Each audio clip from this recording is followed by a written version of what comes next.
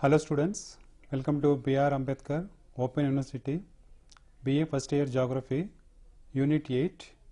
We are going to discuss about weathering, erosion, denudation and mass movement. So if you see Earth's surface, the landscape keeps on changing. It is not uniform throughout the different geological time scales. Now what is the basic reason for such kind of changes? So these changes are typically attributed to two reasons. One is the exogenous forces and the endogenous forces. So what are these forces? Endogenous forces, endogenic forces, also called as internal processes, that typically changes the landscape of the Earth's surface. So mostly we see sometimes there may be upliftment of the region or formation of the new land. One typical example what we can see is about the Himalayas. So the Himalaya region, long back, initially there was a sea, there was a water body, and actually over time there is actually we see formation of the Himalayas. So we see such kind of new land formation or upliftment of the land. It's a kind of an internal process, and these internal processes are typically some kind of tectonic plate movements. So these processes we call it as a erosion processes, where actually sometimes the process of earthquakes or the process of volcanoes are also results in some kind of modifications in the region. So mostly you can see how mountains are formed, the study of orogenic processes. So these mountains are also some kind of events that are happened because of these internal processes that are actually guiding the surface of the earth. And we also have conventional currents in the mantle. So conventional currents, the movement is something like the movement of hot air within the room.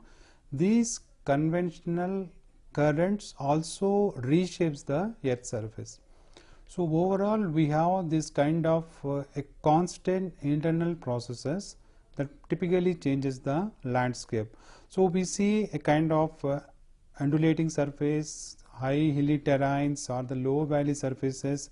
This kind of features what we are seeing in the climax condition currently, that typically are one of the reasons by this kind of internal processes, as well as something like some kind of external processes. So these external processes are the forces what we call as an exogenic forces. Typically the topic what we are going to discuss, that is the weathering process, erosion process, as well as the mass wasting and the deposition. So all this put together are kept under the commonly as a denudation process. So in the unit 7 we discussed about earthquakes and volcanoes, which are the internal processes that are actually modifying the earth surface. If you see in case of volcanoes, when the lava erupts, actually we can see some kind of formation of cone like structures, different shapes, dome like structures surrounding the volcanoes. So that is a kind of a modification what we see on the landscape. In some cases, when there is a serious volcanoes, there is a formation of the large craters that also actually results in the formation of lake-like structures. So everything is mainly typically operated by these kind of forces. So external forces, apart from this kind of degradation processes, we also have sun heats energy. So the energy budget, sun is the primary source and also important source in bringing some kind of changes within the landscape. So what is the cumulative effect of these external processes and the internal processes? What we call as a gradation. Gradation is something called as a leveling of the land. So what we see, there is a change in the landscape feature. So gradation, can be a degradation process, where actually what we see the process of weathering process, erosion process, changing the landscape scenario, or it can be aggradation process where we see some kind of depositions. something like a sediment depositions within the river systems. So we see this kind of a gradation, degradation, aggradation process that typically modifying the landscape features. So coming to weathering, what is weathering? So weathering in simple terms is actually disintegration of the rocks. So the solid rock materials which are formed by any mechanism, it can be a volcanic origin or it can be sedimentary rocks. These rocks are subjected to the process of weathering. So weathering happens by different processes, and ultimately this disintegration of huge boulders of rocks, they form small stone particles, eventually change into soil particles. So if you trace the soil, we see that actually what is the origin, from where actually they are originated, what kind of the rock materials. So the process, if you see here, typically there are the different factors that trigger this kind of weathering process. We are calling them as a physical process or the mechanical processes or any chemical reactions or sometimes the biological process. So it is not like a single process or the method is resulting in this kind of weathering process. Sometimes 2 or 3 methods also combined together resulting in the formation of this kind of weathering process. So if you see here, the large rock-like materials by the process of any these external forces finally degraded into small pieces and resulting in the formation of the soils. So once these soils or structures are formed, they are subjected to the process of erosion, which actually we discuss in coming slides. So what are the factors or what are the forces that are actually operating this weathering? As I mentioned, we have mechanical or the physical, because sometimes people refer physical process as a mechanical process. So we can say physical or mechanical process or the chemical processes and the biological process. So what are these physical forces? So physical force is something, the external conditions that actually where the rock is exposed. So typically one is the temperature fluctuations. So we see rocks present in different climatic conditions, especially when they are present in some kind of high temperature conditions. So usually the temperature, as I mentioned in the previous slide, sun also is one of the factor in changing the modifying the landscape structures. So high temperatures, during the high temperature conditions we see expansion of the rock materials, and during the low temperatures there is a contraction. So this phenomena, it is not a 1 day or 2 day phenomena, but a constant over several years, several period of time.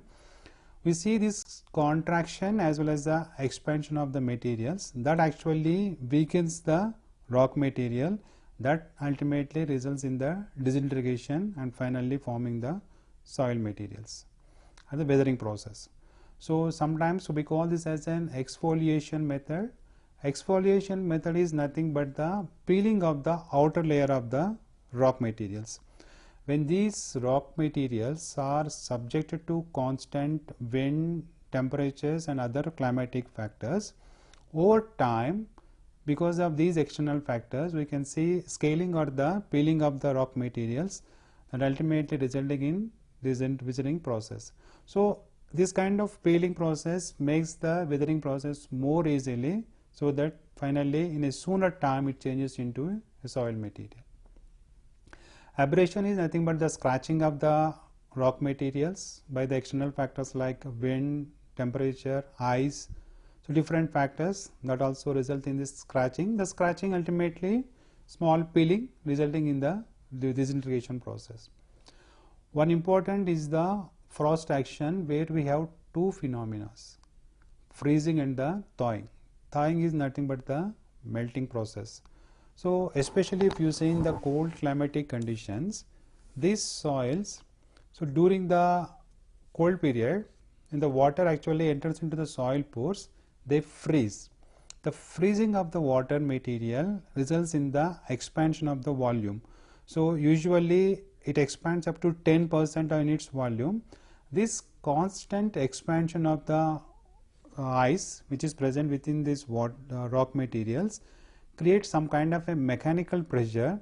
That pressure actually over time weakens the material, and that brings this kind of disintegration process.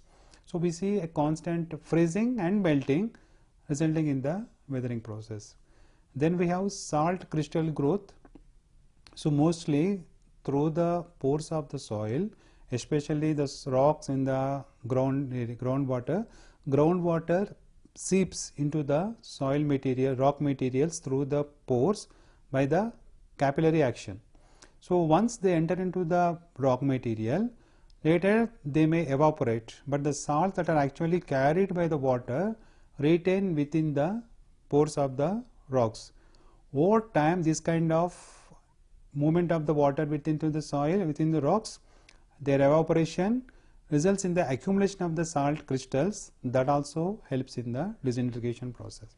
So there are these different physical factors that typically bring this kind of disintegration process. For example, you can see here the peeling of the leaves, that is the exfoliation process, and this is something what we are talking about, the frost action. So the water which is present within these pores, it solidifies, that actually exerts some pressure and finally disintegrates the rocks into small particles. So now the chemical process what we see are typically three important chemical reactions: oxidation, hydrolysis and the carbonation process. Oxidation is a process of reaction with the oxygen. So the rock materials actually they are composed of different minerals. So when this kind of disintegration happens, the chemical reaction happens, there is a change in the mineral compositions present within the rock, or they may be disintegrated. So we see chemical composition change as well as the physical change in the rock materials. For example, if you take some kind of rocks that have iron, when they are exposed to this kind of oxidation process, we can see formation of the rust. So we say oxidation process is equal to rust. As a result, we can see forming of the red color texture within the rock materials. That is the oxidation process. While we have the hydrolysis process, where actually the rock materials react with the water and eventually it lessens the strengthening of the weathering. So the rock has some capacity to undergo resist the weathering process. Hydrolysis process lessens that kind of resistance and finally helps in the disintegration process. One more important is the carbonation process. Carbonation process is nothing but effect of carbonic acid on the rocks. So how this carbonic acid is formed? Carbon dioxide reacts with the water resulting in the carbonic acid. So this carbonic acid also disintegrates the rocks. So we see this kind of a sequence of oxidation, carbonation as well as the hydrolysis. Maybe sometimes they may be acting independently or sometimes in cumulative, that ultimately results in the disintegration process. In addition to this kind of physical and chemical processes, we have biological activities. Example, you can see growing of the plant roots. Maybe you might have seen sometimes some big root structures you can see within the rock structures. So they exert some kind of mechanical pressure that ultimately lessens this capacity of the rocks, finally making them to prone for the disintegration process. Not only the mechanical, so here we say the root as a biological one, but roots exert the mechanical pressure. So this is a combination of both biological as well as the mechanical process or the physical process. Similarly, biological process along with the chemical action, that is some kind of microbial activities. So these microbes, they release some kind of acids. For example, you see typical example is the lichens. Lichens are the symbiotic association group of algae and fungi. So these fungi, they release some kind of acids. This actually dissolves the rocky materials and provides some kind of inorganic nutrients to the algae. over time we can see formation of this kind of disintegration of the rocky material within the entire structure of the rock, finally leading to the disintegration process. So as I mentioned, disintegration of the rocks is not actually a single phenomena, it is a multiple action of the physical, chemical and the biological methods. So this is the lichen we can see, and this is the lichen that is growing on the rocks. So over time these rocks eventually changes into soil or the rocky particles. So that's about the weathering process. Now once weathering process done, next is the erosion process. Erosion is defined as moving of the rock material from one place to another location. So normally it is not possible to carry a very big boulder of the rocks. So when the rocks are subjected to weathering process, so that's why we say post weathering process. So once weathering is done, there is a formation of the rocky material or there is a formation of the soil layer. This is carried from one location to the another location. So what are the agents that actually carry these rocky materials? So we have different agents of erosion, like wind is the primary erosion agent. Wind carries rocky materials from one location to another location. It also brings metamorphic changes within the rock if the rock is continuously exposed to the wind velocity. We have water. Water also acts as a primary source. So whenever there is a rainfall, water actually when reaches the ground, it seeps into the ground by the recharge process. So whatever the water that is left after seepage, after evaporation, we call it as a runoff. This runoff actually carries different materials on its path from one location to another location. If you see this kind of erosion along the hilly areas, we can see from top of the hill there is actually movement of the materials to the valley region. So along this actually whatever we see the small grooves that are forming because of the passage of the rock water materials, we call them as a rills. So the rills are formed by the movement of the water along the slopes of the hilly regions. Ice or the glaciers are also one of the best carriers of the materials. Ice actually they can carry small grain materials or even they can carry a boulder or the rock material equal to house size from one location to another locations. They are actually one of the best agents of carrying the rocky materials. Gravity is nothing but the gravitational pull that actually makes the movement of the material without any agents like water, wind, something like that. Especially if you see on the hilly regions, we can see rolling down of the rocky material. That is mainly because of the gravitational force. And interestingly is one is the wave action. So we might have observed along the coast we see different kinds of rocky materials. They are continuously subjected to the wave actions. In some islands we can see some of the large boulders of the rocks standing in the center of the water. So that is actually the constant erosion activities that happened made that rock to separate from the island. So water, especially this wave action, has a very good eroding properties. For example, if you see this in the coastal landforms, so we are talking about the changes in the landscape patterns. So especially if you see along the coast, you can see this is the island, what I meant, the rock actually. This is mainly maybe connected to the island, mainland, but the constant wave action made it to separate from the mainland. Similarly, we can see formation of the arch-like structure. This is erosion activities of the wave, or sometimes we can also see some cave-like structures within the rocks along the coast. All these are typical representations of the wave erosion activities. So we can see this kind of modifications done by this kind of wave erosion pattern along the coastal that actually totally changes the landscape scenario. So this is one example of the wind erosion. This is a normal erosion process. This is the erosion that is actually by the ice or the glaciers. So see the pattern how there is a wind erosion happening in this region. So over time we can see this is carried to another part and it is deposited into the another region. So when you talk about the erosion, there are two important theories talk about how erosion happens.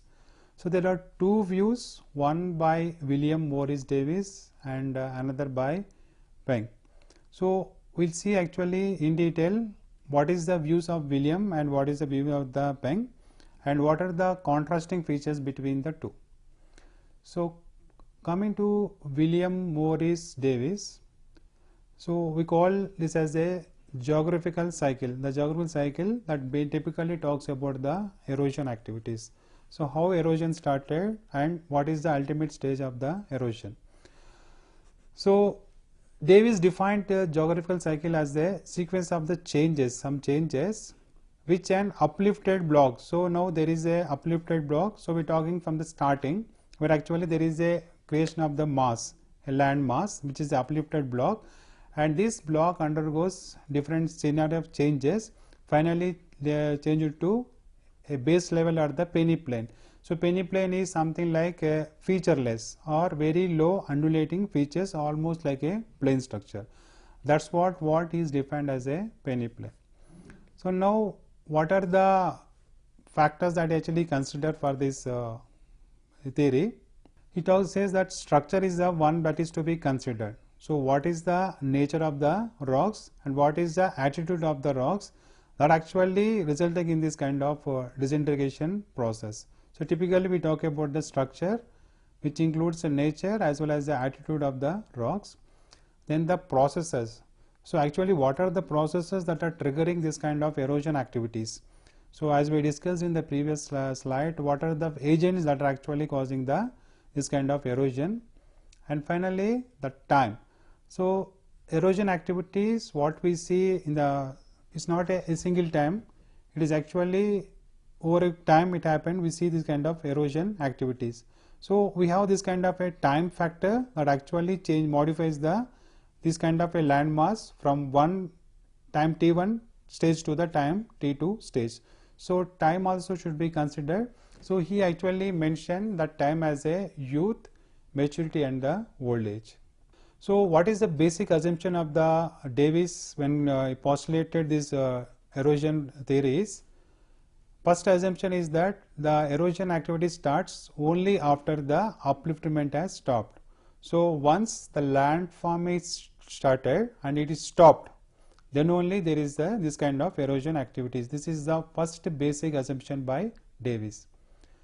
So now this is the Davis hypothesis about the erosion activities. So suppose if this is the landscape upliftment, okay, so first stage is the youth stage where the uplift is complete and there is no further any formation of the land. So then immediately the uplifted block is subject to the process of the erosion. So the streams, mainly the erosion happens because of the streams. So there is streams actually moving vertically, creating the V-shape loop structures, which is the what we call as the consequent streams. So then the floor of the valley suffer from the down cutting. So we see this is the cutting, valley cutting. So we see the mass cutting, and finally at this youth stage, finally we see almost the sides of the hill are affected while the summit or the top is not affected in the youth phase. Only on the sides of the, suppose now if you see in the next slide, so only on the sides actually we see the cutting but not on the tip. So we see the tip is not affected while the sides are affected. It is in the youth stage. Then in the mature stage we see that the vertical erosion slows down. So this kind of vertical is stopped while now the top portion is affected, subject to the process of erosion. The vertical erosion slows down and the horizontal action increases, that is the tip actually started the process of erosion process. So a characteristic feature is the erosion of the mountain top is faster. So this mountain top actually it erodes faster compared to that of the vertical one. So finally we see formation of a gentle slope. From the steep slopes we see there is a formation of the steep slope, and finally in the old stage we almost find almost a flat structure forming a monad Knox structure, that is something like a featureless or almost a plane structure. So the basic assumption here is that initially after the upliftment, the land is subject to the process of erosion. In the initial stage, we will see the sites actually they are subject to the process of erosion. In the maturity stage, we see the erosion around the summit or the tip, and in the later stage finally we see the formation of the plain layer. So this is something a V-shaped valley that is formed initially in the young stage, where actually the water, the channel that divides this landmass into two, then what we call them as a consequent stream. So finally in the white stage, the old stage, we almost see a flat or the peneplain structure without any very least or low undulating structure. So this is the stage 1 youth stage, where actually we can see very high reliefs, where in the second stage we see reduction of the reliefs, because reliefs are more tips are subject to the process of erosion. In the final stage we see almost a flat structure. So if you see the graphical representation, this you can see very steep slopes, and it becomes a gentle slope, and it will almost become the flat slope, and all these are mainly because of these erosion activities. So now what are the views of the Penck? Penck's views are almost opposing, contradicting the Davis hypothesis. Penck made certain deviations. So what are the deviations? So in Davis, the erosion starts once the upliftment is stopped, but in view says that the erosion does not remain suspended till the upliftment. So Penck's views that the upliftment and the degradation or the erosion process takes simultaneously. They are actually a continuous geomorphological phenomena. It is not something like that once the upliftment is stopped, then only there is a process of the erosion. That is the basic contradiction. And the rate of the upliftment keeps changing. So when the upliftment is subject to the process of disintegration, so the rate at which the upliftment of this upliftment keep on changing is also varies. So he actually proposed 3 types of slopes. So during the erosion process, he proposed 3. There may be a straight slope. So what we see in the Davis one, the old structure where we see almost a flat slope, or a convex slope indicating the accelerating erosion process. The erosion process moves very fastly, as well as the development of the landforms. So both the upliftment process as well as the erosion process almost in the accelerating in the same pace, or it can be indicating the waning. Waning is nothing but the decreasing. So in the ultimately there may be a decreasing in the erosion process as well as decrease in the formation of these landforms.